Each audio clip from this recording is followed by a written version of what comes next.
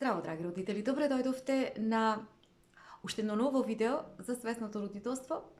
Овој пат темата ќе биде иста како и минатото видео. Значи, тоа беше насловено свесно родителство, родителство кое што е со длабочина, почит и значење. И во ова видео ќе представам два примери, односно тоа се искуства од Естер Монтмани, која што била жена која што се занимавала со свесното родителство, веќе последните 20 години тоа го правела и ден денес тоа го прави. И да спомнам дека многу интересно забележав нејзино искуство, каде што самата спомнува за тоа како била ангажирана од страна на едно семејство. Тоа семејство имало проблем со повозрасното девојче, бидејќи тоа пројавило љубомора во моментот кога тие добиле второ дете, значи кога го донесле бебенцето во домот, и самата таа спомнува дека детенцето било, односно бебето било исклучиво мирно, било многу мило, било многу сладко. Меѓутоа, кога доаѓало од училиште повозрасното девојче, тоа покажувало една неверојатна силна енергија кон своето сестриче, скокајќи премногу блиску на значи спрема неа, бидејќи бебенцето било поставено на еден голем кревет и притоа тегнејќи го силно за нејзиното раче.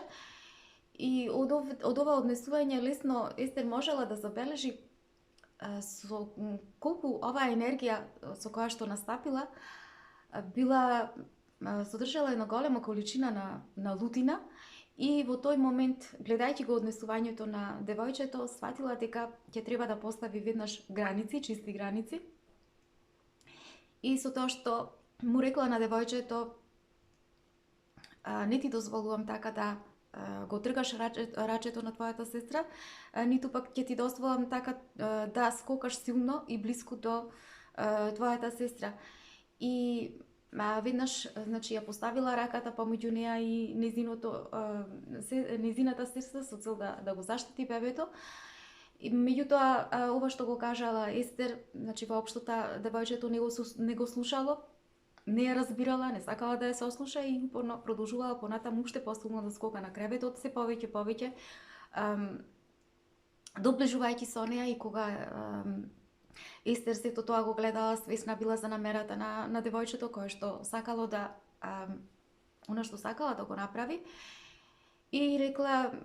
ама ти мене не ме слушаш, не ме разбираш, ќе морам да те симнам долу ако продолжиш уште некоја минута тоа да го правиш. И навистина, наместо тоа да се симне долу, девојчето уште со поголема енергија продолжила да скока кон девојчето, значи тргајќи ја раката на Естер со цел да сака да го повреди девојчето. Меѓутоа, тогаш Естер и рекла: сега веќе ќе морам да те симнам за 2 секунди ако не се симниш од креветот. И бидејќи девојчето не сакало да ја допре, таа во тој момент се симнала и нејзината енергија многу чудно, забрзо потполно се сменила. Таа значи веднаш прекинала, останала како да не е присутна во тој момент, како да била здрвена во тој момент, не била природна во својата состојба. И сето тоа го забележала Естер и дошла до неа, се прибрала до неа, клекнала и едноставно и рекла: сигурно ти е многу тешко во овој момент. Вака ти надоаѓаат многу силни чувства на лутина, многу пати, нели? И девојчето и рекло: да, јас не знам што ми се случува. Овие чувства јас не сакам да ми се јавуваат, не сакам да ми доаѓаат така. Многу се чувствувам лошо. И девојчето го изразила она што го чувствува во тој момент, а сепак во истиот момент таа била испочитувана од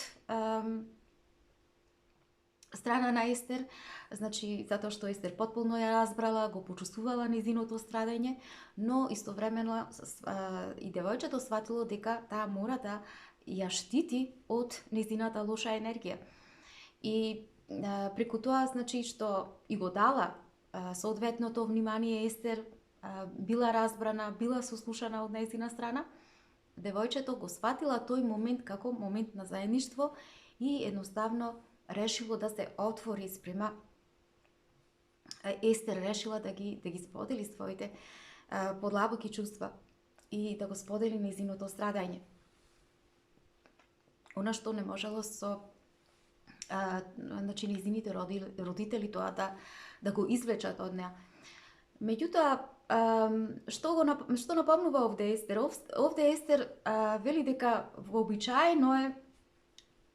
кога доаѓа нов член во семејството, ние прво родителите да разбереме дека тоа е нов момент во самото семејство и токму поради тоа и представува еден особено тежок момент за самото дете, детето кое што ќе го дочека новиот член, затоа што првото дете, повозрасното дете се чувствува како да има право на сета љубов на родителите, се чувствува повластено, значи има едно чувство на ексклузивитет, како да е тоа одбрано со својата уникатност, со својата посебност, со својата значи со она кое што е, со своите карактеристики, дека тоа ја заслужува сета љубов на своите родители. И кога во моментите дури можеме да забележиме дека кај одредени деца и кога ние како родители си обрнеме повеќе внимание, значи земаме повеќе време за себе или некои други обврски и не му обрнеме доволно внимание на децата и кога се сами, значи се појавува едно чувство на љубомора, а ова чувство особено се јавува кога ќе дојде друго дете во домот, ново дете во домот, затоа што децата знаат да во тој момент тоа чувство, таа повластеност се намалува кај нив. Значи детето веднаш почнува да се чувствува дека е понебитно, чувствува дека не е толку важно и тоа нешто, значи го повредува детето. Детето почнува да страда поради тоа.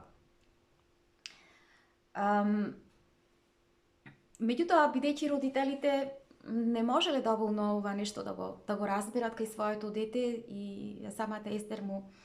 кажала, добро, ако не можете вака да го разберете, тогаш ќе пробам со еден подруг пристап, поидоков пример, се со цел да можам да ве доближам до она што детето го чувствува во тој момент, за да можете подобро да ги разберете децата. И таа зела еден многу интересен пример, каде што му рекла особено на мајките, замислете сега дека ако сте во брак или ако имате некоја врска и сега вие на партнерот, значи му велите, имам нешто да ти кажам, и му велите, види сега, по 9 месеци ќе имаме друг партнер и ќе имаме прекрасен партнер кој што ќе го донесам дома. Меѓутоа тоа не значи дека јас тебе помалку ќе те сакам. И ова е нешто кое што всушност е процес кој што, значи ние во тој момент кога така ќе ни каже некој, ние треба навистина да бидеме убедени во тоа нешто, за да можеме да поверуваме дека навистина тоа ќе се случи. Меѓутоа кога ќе дојде партнерот, кога ќе дојдат другите ќе речат, леле па колку е убав партнерот, колку е сладок, колку или партнерката нова, колку е сладка, колку е убава. Значи ние во таквиот момент си велиме, па добро, каде е сега моето место тука? И значи така и на тој начин го објаснува Естер тоа и за децата, значи им вели навистина децата дека во таквите моменти уште полошо се чувствуваат, затоа што тие и покрај тоа што бараат внимание, се чувствуваат и безпомошни, дека ние повозрасните не можеме да направиме одлука, да донесеме одлука дали сакаме или не да останеме во таа врска. Меѓутоа, за децата е навистина многу покомплицирано, поради што токму поради тоа на детето навистина му е потребно особено внимание, за да можеме ние да го увериме детето дека сега и покрај тоа што ќе има ново братче или ново сестриче, дека ние се уште тука како родители ќе бидеме за него, дека љубовта нема да се потроши, дека со истата љубов, со истото внимание ќе бидеме спрема него, и покрај тоа што велиме дека мајката во моментите кога доаѓа второто дете и е навистина потребено време да си се поврзе со своето дете, значи со првото дете, со новороденчето, повеќе време треба со него да биде. Меѓутоа, доколку налагаат условите, доколку детето е мирно, доколку детето е средено, значи мајката може да одвои време да му посвети внимание и на другото дете. Или пак тоа може, значи, да се договори да го направи таткото, повеќе да се ангажира околу детето, меѓутоа најдобро е кога и двајцата би можеле да му посветат внимание детето, затоа што навистина во таквите моменти му е потребно тоа нешто. Значи има потреба од дополнително внимание детето во таквите моменти. Значи, кога детето страда, начинот на кој што се однесува кај нас ни прави една сосема друга слика. Значи ние, особено ако забележиме дека повозрастното дете сака да го повреди детето, новороденчето, ние што велиме, не смеш тоа да го направиш, значи немој да ја повредуваш сестра ти, немој да го повредуваш брат ти, ти си лошо дете, ти треба да ја сакаш, да ја бакнуваш, да ја милуваш и така натаму. Меѓутоа ние во таквите моменти воопшто како родители не ни текнува дека детето доживува сосема друга реалност во себе, значи дека детето доживува сосема поинакво чувство внатре. И ние ако не сме спремни како родители да можеме да си го разбереме во тој момент она што детето го чувствува, да го разбереме неговото страдање, тогаш нема да бидеме, значи нема да бидеме свесни дека токму она што начинот на кој што се однесува е всушност израз на неговата болка и на неговата страдање во таквиот момент. И затоа е битно да можеме да ги видиме тоа нешто кај нашето дете. Зошто? Затоа што многу побрзо ќе можеме ние како родители да влеземе во состојба на љубов, во состојба на сочувство, во состојба на емпатија спрема нашето дете, за да се отвори нашето дете, за да може да се почувствува дека не е лоша личност и дека, значи, покрај тоа што тоа гае такви неубави чувства кај него, дека сепак ништо помалку ќе нема да биде сакано и вредно за своите родители. Значи, ние кога на ваков начин си ги сакаме децата, кога имаме ваков еден пристап со длабочина на родителствување спрема нашето дете, значи сме способни да можеме да допреме кај детето испод неговите површински чувства, испод неговото површински однесување, ние тогаш доаѓаме кај детето со една поголема доверба и му овозможуваме на детето да се отвори и да се чувствува комфортно покрај нас, затоа што детето во тој момент си вели: моите родители можат да ме видат, можат да ме разберат, можат да увидат она што јас го чувствувам и затоа се чувствувам во ред во овој момент, затоа што ја гледаат мојата болка и токму поради тоа јас можам да се чувствувам сигурно и можам да се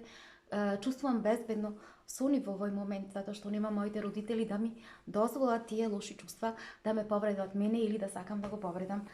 моето братче или сестриче. Значи, детето е многу свесно за тоа, меѓутоа не знае како да го изрази. Што друго видела и забележала Естер? Забележала дека особено кај децата кои што подолго време покажувале чувства на лутина, не можеле да ги спроцесираат, кога таа стапувала во контакт со нив, кога доаѓало до нивното страдање, кога почнале да се отвораат, таа лутина наеднаш преминувала во едно многу длабоко чувство на тага. И затоа таа особено нагласува дека родителите навистина е потребно да можат да го видат детето однатре, не да го осудуваат, туку да го разберат, за да делуваат исцелително спрема децата, за да можат да го излечат детето во таквите моменти, да се врати кон оние добри особини, добри чувства, кои што во суштина се неговите вистински природни чувства. Друг пример кој што го спомнува Естер е во своето искуство е кога две деца мали кои што имале од година и пол до 2 години, влегле во конфликт и тоа се случило во училиштето каде што таа го подигнала, каде што се практикувало свесно родителство и каде што, значи, на прво место кога се јавувале таквите состојби, значи, првенствено кога свесно се родителствувало, правилото било да се обезбеди една безбедна, сигурна околина за сите тука во просторот, доколку имало некој конфликт. И бидејќи имало голем број на родители и деца, значи во тие летни кампови, значи родителите го практикувале свесното родителствување на најприроден начин, затоа што родителствувале спрема сегашниот момент, значи она што сите предизвици кои што настанувале во односот со другите деца, помеѓу родителите, помеѓу децата, во текот на нивното играње, во текот на нивното дружење, значи се едуцирале на тој начин родителите, на многу природен начин. Значи Естер им помагала на родителите да можат тие, кога детето ќе се пројавил некој предизвик пред нив, значи тие да знаат кои се вистинските потреби на детето, значи согласно со вистинските потреби во сегашниот момент родителите да родителствуваат и значи да родителствуваат сосема спонтано и да бидат присутни во тој момент, секогаш да бидат свесни за она што се случува во и околу, значи околината на нивното дете. И така да кога се случил самиот конфликт помеѓу децата, интересно било што никој не забележал што навистина се случило во моментот, кој прв го потегнал тој конфликт и бидејќи имало таква состојба, првото нешто кое што го увидела е, значи, увидела дека двете деца ја разтргнуваат една кукла и тие, бидејќи биле мали, значи само извикувале јас, моje, и сватила дека мора првото нешто да го направи е да обезбеди безбедна околина за нив, застанала меѓу нив, за да не дозволи ниедно дете да биде повредено, затоа што децата почнале да појавуваат особена агресивност, сакале да се драскаат, сакале да се тепаат, да се гризат и така натаму. И бидејќи таа во низиното училиште имало правило кој прв ќе го земи предметот, дали кукла, книга, предмети и така натаму, значи има право да биде со него и има право да одлучи дали ќе го споделува или не со некој друг. И поради фактот што во тој момент никој не видел што навистина се случило меѓу децата и поради исто заради состојбата, значи возраста на децата, каде што многу била свесна за тоа Естер, дека тие нема да можат да го искомуницираат, да ги искомуницираат со неа причините, вистинските причини за настанувањето на конфликтот, таа само со многу љубов застанала меѓу децата, не дозволила да се случи нешто несигурно помеѓу нив, небезбедно помеѓу нив и ги пратела, значи, нивните движења, нивните начини на однесување и едноставно